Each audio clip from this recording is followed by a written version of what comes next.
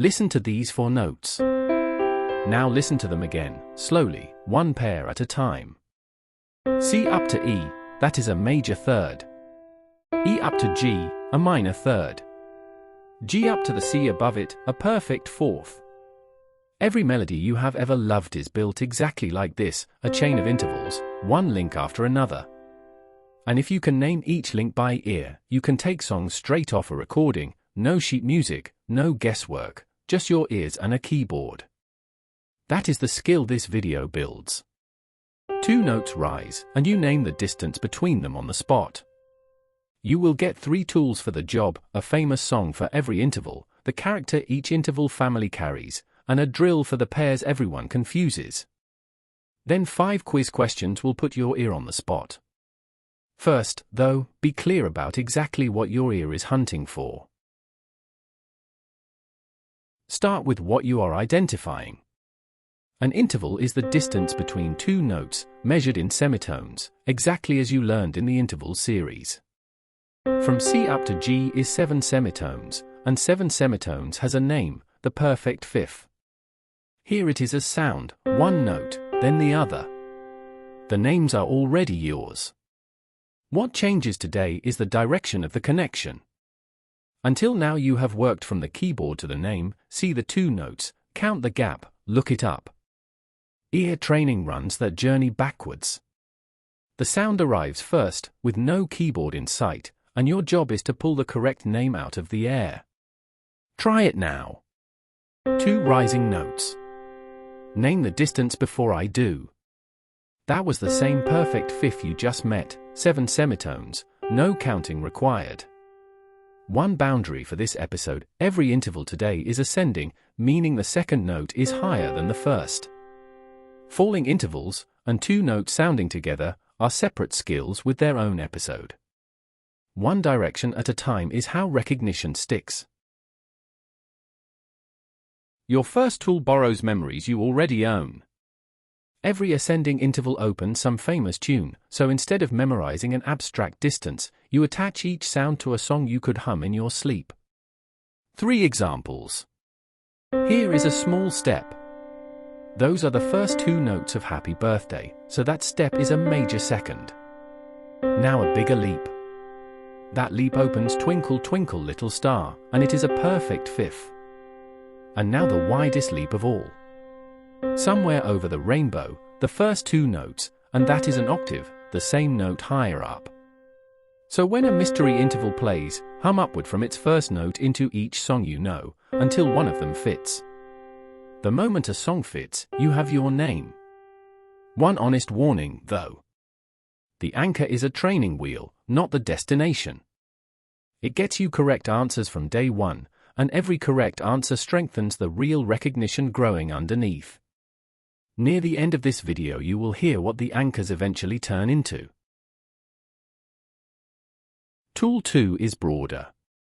Every interval family carries a character, and character narrows the search before any song is needed. Seconds walk. A second moves to the very next step of the scale, a small, plain footstep. Thirds carry color. The major third rises bright. The minor third rises dark, 1 semitone closer to the ground.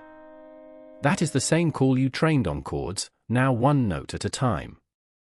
The 4th and the 5th ring open and hollow. Here is the 4th. And here is the 5th, slightly wider, the twinkle leap again. 6ths make a warm leap, wide but sweet. 7ths reach and clash. The major 7th stretches almost the whole octave and refuses to settle. And the octave is the same note again, higher up, a leap so clean it barely sounds like 2 different notes. So when a mystery interval arrives, let character answer first. A small walking step means you are choosing between seconds. A wide, sweet leap means you are already in 6th territory. Character finds the neighborhood, and the anchor finds the house. Now the drill that fixes most mistakes. Wrong answers in interval recognition are rarely wild misses, they confuse neighbors, 2 intervals close in size and similar in character. The fix is hearing each troublesome pair back to back until the boundary between them sharpens. Pair 1, major third against minor third. For semitones, then 3. Bright, then dark. If the color is hard to catch, sing up from the bottom note and feel how far your voice has to travel. Pair 2, the fourth against the fifth. Both ring open and hollow, and only 2 semitones separate them. Here is the fourth. And now the fifth. When in doubt, test the pair against Twinkle. If the leap fits the song, it is the fifth.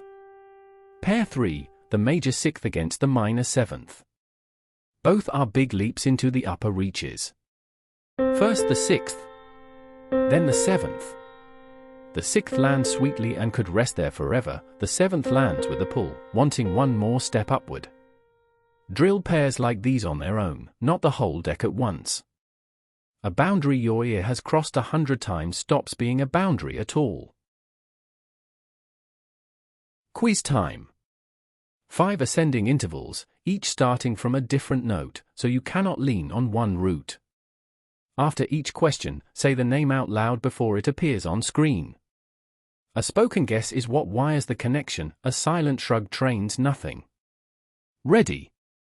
Question 1. Which interval was that? Commit to your answer. It was a perfect fifth, the twinkle leap. Here it is again.